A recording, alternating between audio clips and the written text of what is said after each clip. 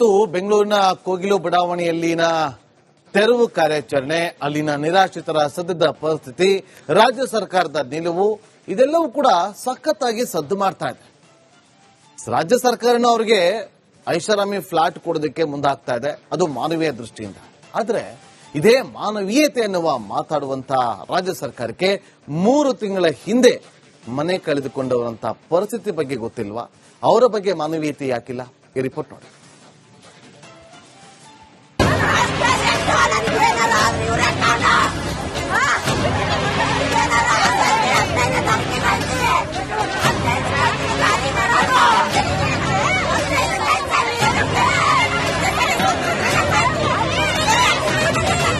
ನೋವು, ಆಕ್ರಂದನ, ಆಕ್ರೋಶ, ಸೂರು ಕಳೆದುಕೊಳ್ಳುವ ನೋವಿನಲ್ಲೇ ನೊಂದ ಕುಟುಂಬಗಳ ಕಣ್ಣೀರು. ಇದ್ಯಾವುದು ಬೆಂಗಳೂರಿನ ಕೋಗಿಲು ಲೇಔಟ್ನ ದೃಶ್ಯಗಳು ಅಲ್ವೇ ಅಲ್ಲ. ಮೊದಲಿಗೆ ದಾವಣಗೆರೆಯಲ್ಲೂ ಜೆಸಿಬಿ ಗರ್ಜನೆಗೆ ಕುಟುಂಬಗಳು ಬೀದಿ ಪಾಲಾಗಿದೆ. ದಾವಣಗೆರೆ ತುರ್ಚಘಟ್ಟದಲ್ಲೂ ಜೆಸಿಬಿ ಗರ್ಜನೆ, ಸೂರು ಕಳೆದುಕೊಂಡು ಕುಟುಂಬಗಳ ರೋದನೆ. ದಾವಣಗೆರೆ ಜಿಲ್ಲೆಯ ತುರ್ಚಘಟ್ಟ ಗ್ರಾಮದ ಹೊರವಲಯದಲ್ಲಿ 36 ಕುಟುಂಬಗಳ ಸೂರು ನೆಲಸಮವಾಗಿದೆ. ಕಳೆದ ಅಕ್ಟೋಬರ್ 11ರಂದೇ ಇಲ್ಲಿ ಜೆಸಿಬಿಗಳು ಗರ್ಜಿಸಿ ಹೋಗಿದ್ದು ಆಗಿದೆ. ದಾವಣಗೆರೆ ನಗರದ ಲೋಕಿಕೆರೆ ರಸ್ತೆಯ ಶಿರಮಗೊಂಡನಹಳ್ಳಿ ಗೋಮಾಳ ಪ್ರದೇಶದಲ್ಲಿ 30ಕ್ಕೂ ಹೆಚ್ಚು ಮನೆಗಳನ್ನು ತೆರವು ಮಾಡಲಾಗಿದೆ. ಸೂರು ಇಲ್ಲದ 30ಕ್ಕೂ ಹೆಚ್ಚು ಕುಟುಂಬಗಳು ಇದೇ ಸರ್ಕಾರಿ ಜಾಗದಲ್ಲಿ ಗುಡಿಸಲು ನಿರ್ಮಾಣ ಮಾಡಿಕೊಂಡಿದ್ದು. ಆದರೆ ಪಾಲಿಕೆ ಜಾಗದಲ್ಲಿ ಅಕ್ರಮ ಮನೆಗಳ ನಿರ್ಮಾಣವಾಗಿದೆ ಅಂತ ಎಲ್ಲವನ್ನ ಧ್ವಂಸಗೊಳಿಸಲಾಗಿದೆ. ಅಂದಿನಿಂದ ಇಂದಿನವರೆಗೂ ಇಲ್ಲಿ ಕುಟುಂಬಗಳಿಗೆ ಆಶ್ರಯ ಇಲ್ಲ.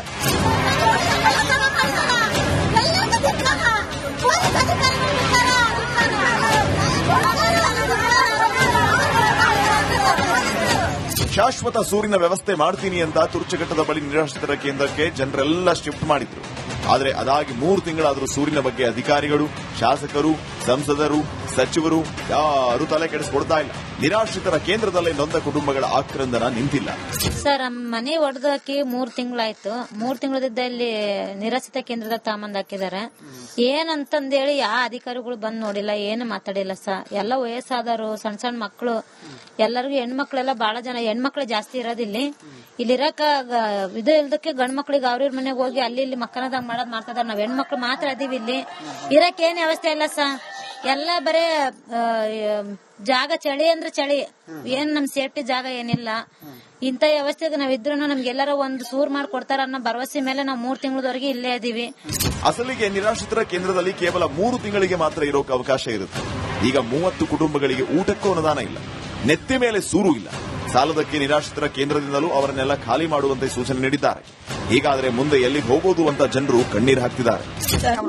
ಸ್ಕೂಲ್ ಮಕ್ಕಳನ್ನೆಲ್ಲ ಅಲ್ಲಿ ಇಲ್ಲಿ ಬಿಟ್ಟು, ಸ್ಕೂಲ್ ಇಲ್ಲ, ಏನಿಲ್ಲ, ನೆಂಟರ ಮನೆಗಳಲ್ಲಿ ಬಿಟ್ಟು ಸ್ಕೂಲ್ನ ನಾವಿಲ್ಲಿ ವನವಾಸ ಮಾಡ್ತಾ ಇದೀವಿ. ನಮ್ಗೆ ಈಗ 3 ತಿಂಗಳಾಯ್ತು. ಇಲ್ಲಿ ಮನೆಯೆಲ್ಲ ಡಮ್ಲೇಷನ್ ಮಾಡಿ ಇಲ್ಲಿ ತಂದು ಹಾಕಿದ್ದಾರೆ. ಇಲ್ಲಿ ಕೂಳು ನೀರು ತಿನ್ಕೊಂಡು ನಾವಿದ್ರೆ ಮಕ್ಕಳು ಮರಿ ಏನ್ ಮಾಡ್ಬೇಕು ಸರ್? ಇದೇ ಟೈಮಿಗೆ ನಮಗೆ ಮನೆ ಹೊಡೆದಾಕಿದ್ರಲ್ಲ, ಅಲ್ಲೇ ಹೋಗಿ ನಾವು ಕುಂತಿದ್ರೆ ಇಷ್ಟೊತ್ತಿಗೆ ಬೆಂಗಳೂರಲ್ಲಿ ಕೊಟ್ರಲ್ಲ, ಅದೇ ತರ ನಮಗೂ ಕೊಡ್ತಾ ಇದ್ರು.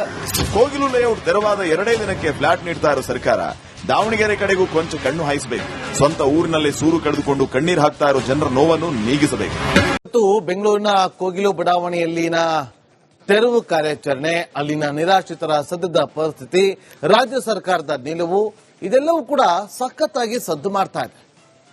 ರಾಜ್ಯ ಸರ್ಕಾರನ ಅವರಿಗೆ ಐಷಾರಾಮಿ ಫ್ಲಾಟ್ ಕೊಡೋದಕ್ಕೆ ಮುಂದಾಗ್ತಾ ಇದೆ, ಅದು ಮಾನವೀಯ ದೃಷ್ಟಿಯಿಂದ. ಆದರೆ ಇದೇ ಮಾನವೀಯತೆ ಎನ್ನುವ ಮಾತಾಡುವಂತ ರಾಜ್ಯ ಸರ್ಕಾರಕ್ಕೆ 3 ತಿಂಗಳ ಹಿಂದೆ ಮನೆ ಕಳೆದುಕೊಂಡವರಂತ ಪರಿಸ್ಥಿತಿ ಬಗ್ಗೆ ಗೊತ್ತಿಲ್ವಾ? ಅವರ ಬಗ್ಗೆ ಮಾನವೀಯತೆ ಯಾಕಿಲ್ಲ? ಈ ರಿಪೋರ್ಟ್ ನೋಡಿ.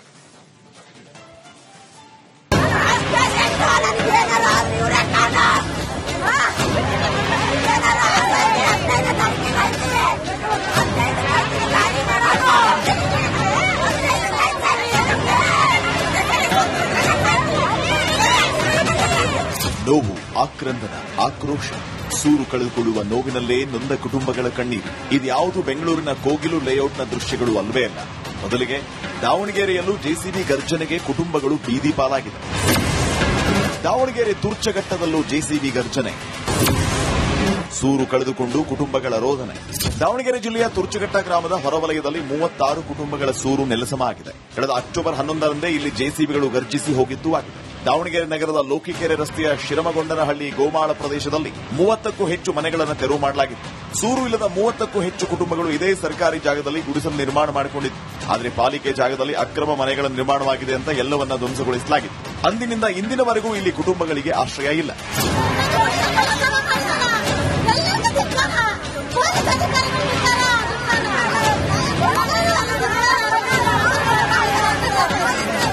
ಶಾಶ್ವತ ಸೂರಿನ ವ್ಯವಸ್ಥೆ ಮಾಡ್ತೀನಿ ಅಂತ ತುರ್ಚಘಟ್ಟದ ಬಳಿ ನಿರಾಶ್ರಿತರ ಕೇಂದ್ರಕ್ಕೆ ಜನರೆಲ್ಲ ಶಿಫ್ಟ್ ಮಾಡಿದ್ರು. ಆದರೆ ಅದಾಗಿ 3 ತಿಂಗಳಾದರೂ ಸೂರಿನ ಬಗ್ಗೆ ಅಧಿಕಾರಿಗಳು, ಶಾಸಕರು, ಸಂಸದರು, ಸಚಿವರು ಯಾರೂ ತಲೆ ಕೆಡಿಸಿಕೊಡ್ತಾ ಇಲ್ಲ. ನಿರಾಶ್ರಿತರ ಕೇಂದ್ರದಲ್ಲೇ ನೊಂದ ಕುಟುಂಬಗಳ ಆಕ್ರಂದನ ನಿಂತಿಲ್ಲ. ಸರ್ ಮನೆ ಒಡೆದಕ್ಕೆ 3 ತಿಂಗಳಾಯ್ತು. 3 ತಿಂಗಳದಿಂದ ಇಲ್ಲಿ ನಿರಾಶ್ರಿತ ಕೇಂದ್ರದಾಗ ತಾಮಂದ್ ಹಾಕಿದಾರೆ.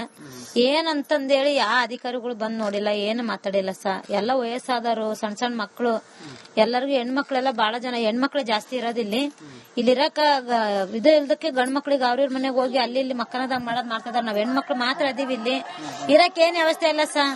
ಎಲ್ಲ ಬರೇ ಜಾಗ ಚಳಿ ಅಂದ್ರೆ ಚಳಿ, ಏನ್ ನಮ್ ಸೇಫ್ಟಿ ಜಾಗ ಏನಿಲ್ಲ. ಇಂತ ವ್ಯವಸ್ಥೆಗೆ ನಾವಿದ್ರು ನಮ್ಗೆಲ್ಲರ ಒಂದು ಸೂರ್ ಮಾಡ್ಕೊಡ್ತಾರ ಅನ್ನೋ ಭರವಸೆ ಮೇಲೆ ನಾವು 3 ತಿಂಗಳವರೆಗೆ ಇಲ್ಲೇ ಇದೀವಿ. ಅಸಲಿಗೆ ನಿರಾಶ್ರಿತರ ಕೇಂದ್ರದಲ್ಲಿ ಕೇವಲ 3 ತಿಂಗಳಿಗೆ ಮಾತ್ರ ಇರೋಕೆ ಅವಕಾಶ ಇರುತ್ತೆ.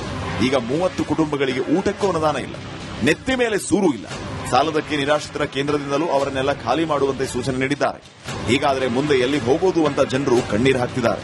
ನಾವು ಸ್ಕೂಲ್ ಮಕ್ಕಳನ್ನೆಲ್ಲ ಅಲ್ಲಿ ಇಲ್ಲಿ ಬಿಟ್ಟು, ಸ್ಕೂಲ್ ಇಲ್ಲ ಏನಿಲ್ಲ, ನೆಂಟರ ಮನೆಗಳಲ್ಲಿ ಬಿಟ್ಟು ಸ್ಕೂಲ್ನ ನಾವಿಲ್ಲಿ ವನವಾಸ ಮಾಡ್ತಾ ಇದೀವಿ. ನಮ್ಗೆ ಈಗ 3 ತಿಂಗಳಾಯ್ತು. ಇಲ್ಲಿ ಮನೆಯೆಲ್ಲ ಡಮ್ಲೇಷನ್ ಮಾಡಿ ಇಲ್ಲಿ ತಂದು ಹಾಕಿದ್ದಾರೆ. ಇಲ್ಲಿ ಕೂಡು ನೀರು ತಿನ್ಕೊಂಡು ನಾವಿದ್ರೆ ಮಕ್ಕಳು ಮರಿ ಏನ್ ಮಾಡ್ಬೇಕು ಸರ್? ಇದೇ ಟೈಮಿಗೆ ನಮಗೆ ಮನೆ ಹೊಡೆದಾಕಿದ್ರಲ್ಲ, ಅಲ್ಲೇ ಹೋಗಿ ನಾವು ಕುಂತಿದ್ರೆ ಇಷ್ಟೊತ್ತಿಗೆ ಬೆಂಗಳೂರಲ್ಲಿ ಕೊಟ್ರಲ್ಲ, ಅದೇ ತರ ನಮಿಗೂ ಕೊಡ್ತಾ ಇದ್ರು. ಕೋಗಿಲು ಲೇಔಟ್ ತೆರವಾದ 2 ದಿನಕ್ಕೆ ಫ್ಲಾಟ್ ನೀಡ್ತಾ ಇರೋ ಸರ್ಕಾರ ದಾವಣಗೆರೆ ಕಡೆಗೂ ಕೊಂಚ ಕಣ್ಣು ಹಾಯಿಸಬೇಕು. ಸ್ವಂತ ಊರಿನಲ್ಲಿ ಸೂರು ಕಳೆದುಕೊಂಡು ಕಣ್ಣೀರು ಹಾಕ್ತಾ ಇರೋ ಜನರ ನೋವನ್ನು ನೀಗಿಸಬೇಕು. ಮತ್ತು ಬೆಂಗಳೂರಿನ ಕೋಗಿಲು ಬಡಾವಣೆಯಲ್ಲಿನ ತೆರವು ಕಾರ್ಯಾಚರಣೆ, ಅಲ್ಲಿನ ನಿರಾಶ್ರಿತರ ಸದ್ಯದ ಪರಿಸ್ಥಿತಿ, ರಾಜ್ಯ ಸರ್ಕಾರದ ನಿಲುವು ಇದೆಲ್ಲವೂ ಕೂಡ ಸಖತ್ತಾಗಿ ಸದ್ದು ಮಾಡ್ತಾ ಇದೆ. ರಾಜ್ಯ ಸರ್ಕಾರನ ಅವರಿಗೆ ಐಷಾರಾಮಿ ಫ್ಲಾಟ್ ಕೊಡೋದಕ್ಕೆ ಮುಂದಾಗ್ತಾ ಇದೆ, ಅದು ಮಾನವೀಯ ದೃಷ್ಟಿಯಿಂದ. ಆದ್ರೆ ಇದೇ ಮಾನವೀಯತೆ ಅನ್ನುವ ಮಾತಾಡುವಂತ ರಾಜ್ಯ ಸರ್ಕಾರಕ್ಕೆ 3 ತಿಂಗಳ ಹಿಂದೆ ಮನೆ ಕಳೆದುಕೊಂಡವರಂತ ಪರಿಸ್ಥಿತಿ ಬಗ್ಗೆ ಗೊತ್ತಿಲ್ವಾ? ಅವರ ಬಗ್ಗೆ ಮಾನವೀಯತೆ ಯಾಕಿಲ್ಲ? ಈ ರಿಪೋರ್ಟ್ ನೋಡಿ.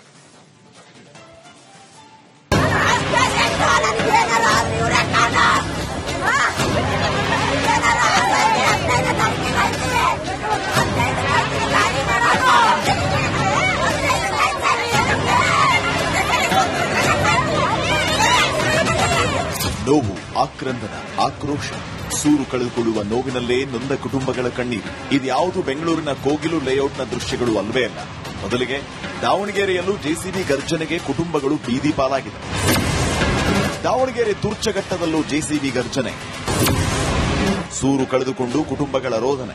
ದಾವಣಗೆರೆ ಜಿಲ್ಲೆಯ ತುರ್ಚಘಟ್ಟ ಗ್ರಾಮದ ಹೊರವಲಯದಲ್ಲಿ 36 ಕುಟುಂಬಗಳ ಸೂರು ನೆಲಸಮಾಗಿದೆ. ಕಳೆದ ಅಕ್ಟೋಬರ್ 11ರಂದೇ ಇಲ್ಲಿ ಜೆಸಿಬಿಗಳು ಗರ್ಜಿಸಿ ಹೋಗಿದ್ದು ಆಗಿದೆ. ದಾವಣಗೆರೆ ನಗರದ ಲೋಕಿಕೆರೆ ರಸ್ತೆಯ ಶಿರಮಗೊಂಡನಹಳ್ಳಿ ಗೋಮಾಳ ಪ್ರದೇಶದಲ್ಲಿ 30ಕ್ಕೂ ಹೆಚ್ಚು ಮನೆಗಳನ್ನು ತೆರವು ಮಾಡಲಾಗಿತ್ತು.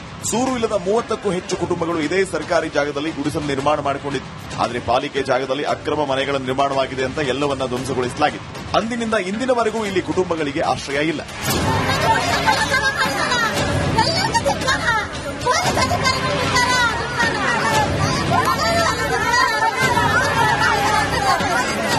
ಶಾಶ್ವತ ಸೂರಿನ ವ್ಯವಸ್ಥೆ ಮಾಡ್ತೀನಿ ಅಂತ ತುರ್ಚಘಟ್ಟದ ಬಳಿ ನಿರಾಶ್ರಿತರ ಕೇಂದ್ರಕ್ಕೆ ಜನರೆಲ್ಲ ಶಿಫ್ಟ್ ಮಾಡಿದ್ರು. ಆದರೆ ಅದಾಗಿ 3 ತಿಂಗಳಾದರೂ ಸೂರಿನ ಬಗ್ಗೆ ಅಧಿಕಾರಿಗಳು, ಶಾಸಕರು, ಸಂಸದರು, ಸಚಿವರು ಯಾರೂ ತಲೆ ಕೆಡಿಸಿಕೊಡ್ತಾ ಇಲ್ಲ. ನಿರಾಶ್ರಿತರ ಕೇಂದ್ರದಲ್ಲೇ ನೊಂದ ಕುಟುಂಬಗಳ ಆಕ್ರಂದನ ನಿಂತಿಲ್ಲ. ಸರ್ ಮನೆ ಒಡೆದಕ್ಕೆ 3 ತಿಂಗಳಾಯ್ತು. 3 ತಿಂಗಳದಿಂದ ಇಲ್ಲಿ ನಿರಾಶ್ರಿತ ಕೇಂದ್ರದಾಗ ತಾಮಂದ್ ಹಾಕಿದಾರೆ. ಏನಂತಂದೇಳಿ ಯಾವ ಅಧಿಕಾರಿಗಳು ಬಂದ್ ನೋಡಿಲ್ಲ, ಏನು ಮಾತಾಡಿಲ್ಲ ಸರ್. ಎಲ್ಲ ವಯಸ್ಸಾದವರು, ಸಣ್ಣ ಸಣ್ಣ ಮಕ್ಕಳು, ಎಲ್ಲರಿಗೂ ಹೆಣ್ಮಕ್ಳೆಲ್ಲ ಬಹಳ ಜನ ಹೆಣ್ಮಕ್ಳು ಜಾಸ್ತಿ ಇರೋದಿಲ್ಲಿ. ಇಲ್ಲಿರಕ ಇದು ಇಲ್ದಕ್ಕೆ ಗಂಡ್ ಮಕ್ಳಿಗೆ ಅವ್ರ ಮನೆಗೆ ಹೋಗಿ ಅಲ್ಲಿ ಇಲ್ಲಿ ಮಕ್ಕಳದಾಗ ಮಾಡೋದ್ ಮಾಡ್ತಿದಾರೆ. ನಾವ್ ಹೆಣ್ಮಕ್ಳು ಮಾತ್ರ ಅದೀವಿ ಇಲ್ಲಿ. ಇರಕ್ ಏನ್ ವ್ಯವಸ್ಥೆ ಇಲ್ಲ ಸರ್. ಎಲ್ಲ ಬರೇ ಜಾಗ ಚಳಿ ಅಂದ್ರೆ ಚಳಿ, ಏನ್ ನಮ್ ಸೇಫ್ಟಿ ಜಾಗ ಏನಿಲ್ಲ. ಇಂತ ವ್ಯವಸ್ಥೆಗೆ ನಾವಿದ್ರು ನಮ್ಗೆಲ್ಲರ ಒಂದು ಸೂರ್ ಮಾಡ್ಕೊಡ್ತಾರ ಅನ್ನೋ ಭರವಸೆ ಮೇಲೆ ನಾವು 3 ತಿಂಗಳವರೆಗೆ ಇಲ್ಲೇ ಇದೀವಿ. ಅಸಲಿಗೆ ನಿರಾಶ್ರಿತರ ಕೇಂದ್ರದಲ್ಲಿ ಕೇವಲ 3 ತಿಂಗಳಿಗೆ ಮಾತ್ರ ಇರೋಕೆ ಅವಕಾಶ ಇರುತ್ತೆ. ಈಗ 30 ಕುಟುಂಬಗಳಿಗೆ ಊಟಕ್ಕೂ ಅನುದಾನ ಇಲ್ಲ, ನೆತ್ತಿ ಮೇಲೆ ಸೂರು ಇಲ್ಲ. ಸಾಲದಕ್ಕೆ ನಿರಾಶ್ರಿತರ ಕೇಂದ್ರದಿಂದಲೂ ಅವರನ್ನೆಲ್ಲ ಖಾಲಿ ಮಾಡುವಂತೆ ಸೂಚನೆ ನೀಡಿದ್ದಾರೆ. ಹೀಗಾದರೆ ಮುಂದೆ ಎಲ್ಲಿ ಹೋಗೋದು ಅಂತ ಜನರು ಕಣ್ಣೀರು ಹಾಕ್ತಿದ್ದಾರೆ. ನಾವು ಸ್ಕೂಲ್ ಮಕ್ಕಳನ್ನೆಲ್ಲ ಅಲ್ಲಿ ಇಲ್ಲಿ ಬಿಟ್ಟು, ಸ್ಕೂಲ್ ಇಲ್ಲ ಏನಿಲ್ಲ, ನೆಂಟರ ಮನೆಗಳಲ್ಲಿ ಬಿಟ್ಟು ಸ್ಕೂಲ್ನ ನಾವಿಲ್ಲಿ ವನವಾಸ ಮಾಡ್ತಾ ಇದೀವಿ. ನಮ್ಗೆ ಈಗ 3 ತಿಂಗಳಾಯ್ತು. ಇಲ್ಲಿ ಮನೆಯೆಲ್ಲ ಡಮ್ಲೇಷನ್ ಮಾಡಿ ಇಲ್ಲಿ ತಂದು ಹಾಕಿದ್ದಾರೆ. ಇಲ್ಲಿ ಕೂಡೋ ನೀರು ತಿನ್ಕೊಂಡು ನಾವಿದ್ರೆ ಮಕ್ಕಳು ಮರಿ ಏನ್ ಮಾಡ್ಬೇಕು ಸರ್? ಇದೇ ಟೈಮಿಂಗ್ಗೆ ನಮಗೆ ಮನೆ ಹೊಡೆದಾಕಿದ್ರಲ್ಲ, ಅಲ್ಲೇ ಹೋಗಿ ನಾವು ಕುಂತಿದ್ರೆ ಇಷ್ಟೊತ್ತಿಗೆ ಬೆಂಗಳೂರಲ್ಲಿ ಕೊಟ್ರಲ್ಲ, ಅದೇ ತರ ನಮಿಗೂ ಕೊಡ್ತಾ ಇದ್ರು. ಕೋಗಿಲು ಲೇಔಟ್ ತೆರವಾದ 2 ದಿನಕ್ಕೆ ಫ್ಲಾಟ್ ನೀಡ್ತಾ ಇರೋ ಸರ್ಕಾರ ದಾವಣಗೆರೆ ಕಡೆಗೂ ಕೊಂಚ ಕಣ್ಣು ಹಾಯಿಸಬೇಕು. ಸ್ವಂತ ಊರಿನಲ್ಲಿ ಸೂರು ಕಳೆದುಕೊಂಡು ಕಣ್ಣೀರು ಹಾಕ್ತಾ ಇರೋ ಜನರ ನೋವನ್ನು ನೀಗಿಸಬೇಕು.